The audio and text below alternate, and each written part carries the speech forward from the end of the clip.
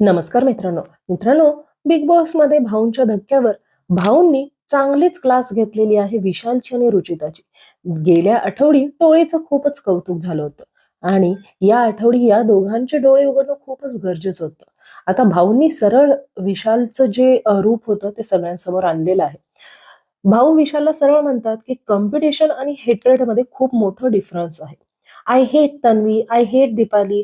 दीपालीसारखे बायका जे आहेत ते दुकानामध्ये सेल्स गर्ल म्हणून असतात लंडन, युरोपला. तर यात काही एवढी सुंदर नाहीये. तिच्या फिगरवरून वर पण तो बोलला होता.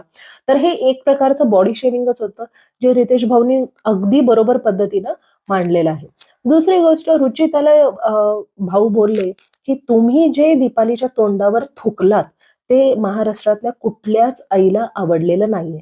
त्यावर रुचिताचं असतं ना नेहमीचंच तोंडाची स्टाईल, तर तोंड वाकडं करते आणि रितेश भाऊंना खूपच राग येतो. तर रितेश भाऊ म्हणतात, "हे असलं तोंड करून माझ्या भाऊच्या धक्क्यावर बसायचं नाही. चला उठा." आणि रितेश भाऊ जे आहेत, भाऊंच्या धक्क्यावरून तिला हाकललेले आहेत. तर मित्रांनो, आज मोस्टली क्लास घेतली जाईल टोळीचीच आणि राकेशचा गेम चांगला झालाय ते पण बोललं जाईल. राकेश ॲक्चुअली राखी गेल्यापासून खूप दिसून येतोय आणि तन्वी तर शी इज डुइंग गुड. विशालला टक्कर देणारी ती एकटीच आहे असं मला तरी वाटतं.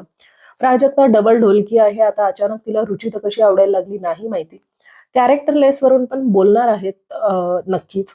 कदाचित राखीलाही सुनावण्यात येईल. पण राखीच्या आधी हिने सुरू केलं होतं रुचिताने. ते पण कदाचित रितेश भाऊ बोलतील. तर मित्रांनो, असेच अपडेट घेण्यासाठी, जाणून घेण्यासाठी माझ्या चॅनलला सबस्क्राईब करायला विसरू नका.